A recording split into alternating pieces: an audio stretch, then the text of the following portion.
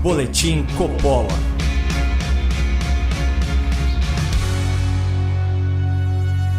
Sejam muito bem-vindos a mais um Boletim Coppola de pura fantasia, onde qualquer semelhança com a coincidência é mera realidade. Hoje eu quero narrar para vocês um conto da floresta, uma fábula sobre a ascensão dos porcos ao poder. Há algum tempo, em um lugar não tão distante, havia uma floresta abençoada e exuberante. Sua fauna era diversa, sua flora incomparável. O seu solo era tão fértil que, em se plantando, tudo dava. Enfim, era uma terra agarrida e gigante pela própria natureza. Ainda assim, a despeito de toda essa riqueza, alguns animais sofriam. Isso porque as melhores árvores estavam todas tomadas pela elite dos pássaros. Empoleradas nos galhos mais altos, essas aves viviam protegidas dos perigos da terra e tinham acesso aos frutos mais saborosos, privilégios que elas raramente compartilhavam com os animais do chão. Naquela época, reinavam os tucanos. Snobs, eles viviam reunidos nas ruínas de uma construção e nunca desciam de cima do muro. Essa atitude presunçosa de não se misturar com o resto dos bichos gerava certa animosidade entre os animais, mas os tucanos ofereciam uma grande vantagem aos seus súditos. Por voarem mais alto e por enxergarem mais longe, eles podiam alertar toda a floresta quando houvesse perigo.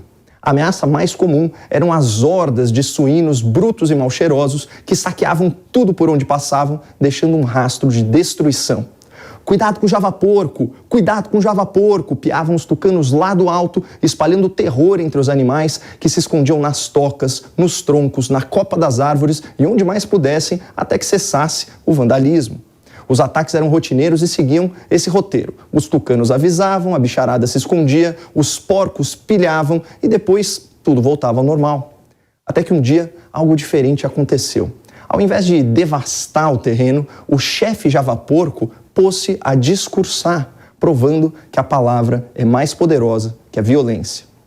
"Companheiros animais, não tenham medo, saiam dos seus esconderijos, olhem para mim. Eu sou como vocês, minhas patas são sujas de barro, minhas costas pesam nas caminhadas e a minha boca não alcança o fruto doce nas árvores. Tudo o que desejo é uma floresta mais justa, em que os animais de 4 patas sejam tratados como os animais de 2 asas. Esses bicudos aí que nos desprezam, que nos olham de cima para baixo." A estratégia do chefe javaporco funcionou. Os bichos foram se desentocando e se aproximando. Até a serpente ficou encantada com a fala sedutora e a voz cavernosa do grande suíno. Nas semanas seguintes, mais e mais bichos compareceram para ouvir as palavras indignadas do aguerrido quadrúpede. De cima do muro, os tucanos observavam impotentes o crescente descontentamento da fauna com seu reinado. Mas era pior que isso. O javaporco havia disseminado a discórdia e o ressentimento entre os animais. Não demorou muito para que os castores parassem de trabalhar, prejudicando o funcionamento das barragens nos riachos. Famílias inteiras de cutias foram desalojadas pela inundação. Armadas com paus e pedras, gangues de saguis passaram a furtar provisões de outros bichos. Um coletivo de macacos prego ocupou uma série de árvores que eles declararam improdutivas. E os gambás, se valendo do seu odor característico, passaram a invadir tocas que não lhes pertenciam. Era o caos, mas o chefe javaporco se refestelava nesse ambiente de rancor e inveja. Sua popularidade só crescia, então chegou a hora de tomar o poder. Companheiros animais, a ambição e o egoísmo dos tucanos trouxeram insegurança e desigualdade. São aves preconceituosas que não sabem o que é viver aqui no chão como nós. Eles querem que vocês tenham medo, mas nós trazemos a esperança de um reinado em que todos os bichos serão iguais. Naquela tarde, os animais votaram e a esperança venceu o medo. Eleito rei da mata, o chefe javaporco anunciou em tom dramático: "Nunca antes na história dessa floresta um quadrúpede governou. Agora, as elites das árvores e as feras da selva terão que compartilhar sua fartura com todas as criaturas da terra, da lama e do lodo." Apesar do discurso inflamado, o chefe javaporco montou seu conselho animal repleto de aves e predadores, com destaque para as raposas vermelhas e os lobos. Na sua corte, os conflitos eram julgados por um tribunal de corvos e os decretos eram divulgados pelas gralhas e pelos papagaios. Já os tributos e os estoques, para surpresa de muitos, permaneceram sob responsabilidade de um representante dos tucanos. Muito preocupado com a educação dos filhotes, o javaporco escalou corujas da sua confiança para ensiná-los. Nas artes, financiou apresentações públicas das mais belas araras. O chefe suíno também fez questão de mudar a sede do governo e a residência oficial para um amplo celeiro de madeira antes abandonado. Centenas de animais, comandados pelo novo sindicato dos castores, participaram das reformas do suntuoso complexo que ficou conhecido como a Granja do Porco. Lá, os convidados eram recebidos com pompa e circunstância para luxuosos banquetes em que se discutiam os negócios da floresta. Embora estivesse com as patas bem longe da lama, o chefe Javaporco não se esqueceu das criaturas do chão. Toda semana, cada animal tinha direito a uma castanha contada. Filas quilométricas se formavam para receber o inédito benefício criado pelo pai dos bichos. Algumas poucas vozes críticas reclamavam que o Javaporco havia prometido muito mais que isso. Mas para quem nunca comeu fruta, as castanhas eram uma iguaria.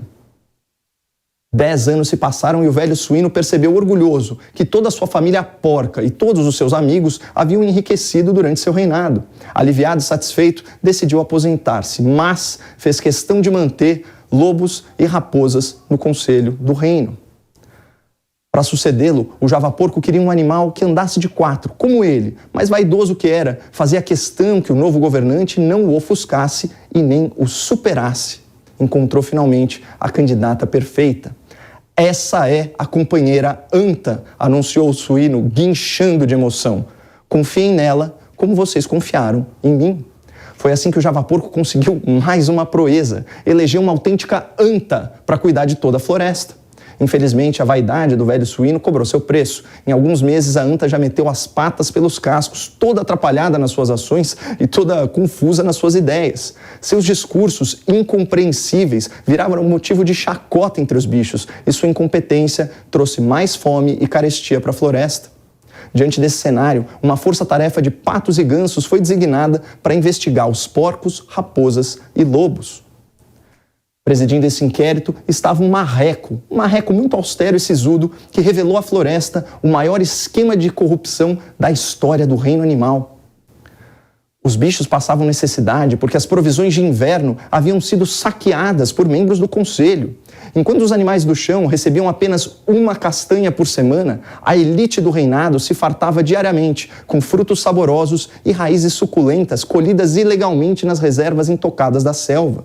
Além disso, todo mês, lideranças do conselho ganhavam ração reforçada, o que garantiu seu apoio a todas as medidas propostas pelos suínos e sua anta fantoche.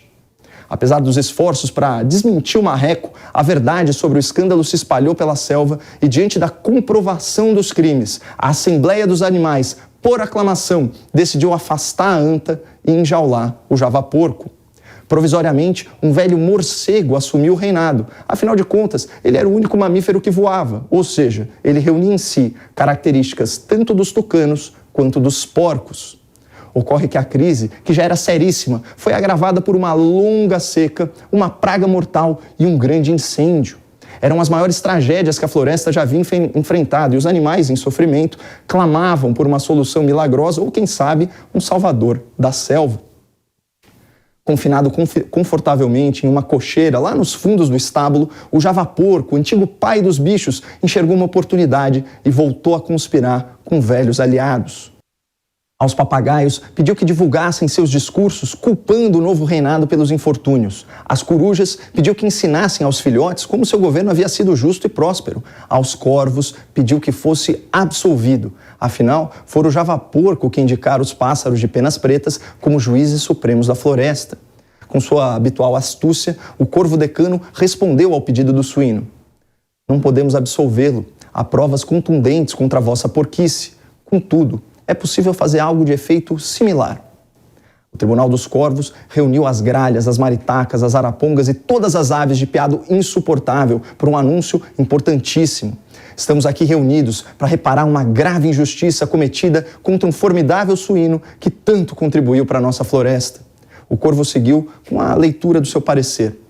A prisão de autoridade animal não pode se dar por aclamação. Ela requer um julgamento formal, conforme decisão de ontem, desta Suprema Corte dos Corvos. Assim, declaramos nula a condenação contra o Javaporco, pedimos desculpas pelo seu encarceramento e decretamos sua imediata soltura. Uma das gralhas menos estúpidas quebrou o silêncio sepulcral e questionou o eminente pássaro. Vossa Corvice, não seria então o caso de realizar um novo julgamento, já que há tantas evidências contra o réu? O corvo magistrado já tinha sua resposta na ponta do bico. Não haverá novo julgamento, pois o acusado tem idade avançada.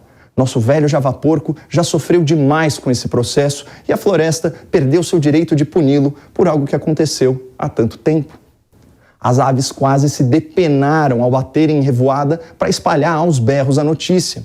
Ao saber da novidade, micos, macacos e guaxinins fizeram o L com a palma das mãos e gritavam na copa das árvores: porco livre, porco livre. Até alguns tucanos mais desavergonhados desceram de cima do muro para rolar na lama junto com os suínos e fizeram isso mesmo sabendo que o barro misturado com esterco estragaria suas penas para sempre e eles nunca mais conseguiriam voar.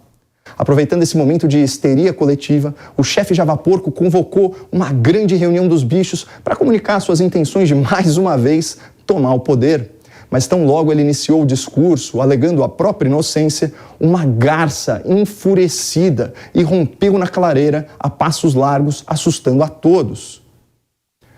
E a garça era um animal diferente. Ela voava, como a elite dos pássaros, e também caminhava no lodo, como os animais do chão. Mas o que realmente impressionava os bichos era outra coisa. Apesar de passar o dia todo andando na sujeira do pântano, suas penas ainda eram brancas e limpas. Após uma pausa dramática, a garça, de asas abertas, gritou a plenos pulmões: seu porco larápio! Você nunca foi rei, você não passa de um chefe de bando. Você é um corrompido que se aliou à alcateia que aterroriza os animais de bem. Você defende a invasão de tocas e quer liberar cogumelos tóxicos que deixam nossos filhotes vulneráveis a predadores. Você não é livre, porco. Você é um desenjaulado. E eu te desafio a uma votação pelo reino dessa magnífica floresta.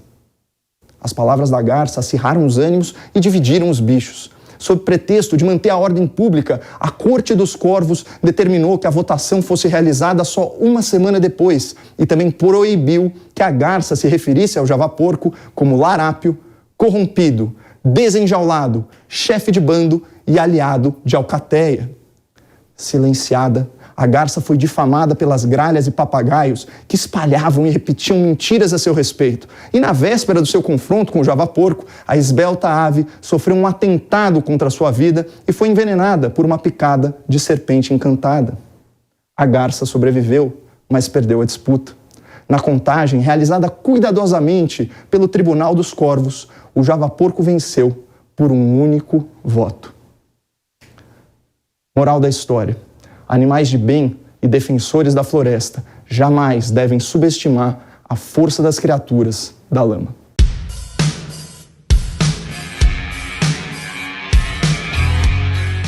A opinião dos nossos comentaristas não reflete necessariamente a opinião do Grupo Jovem Pan de Comunicação. Realização Jovem Pan News.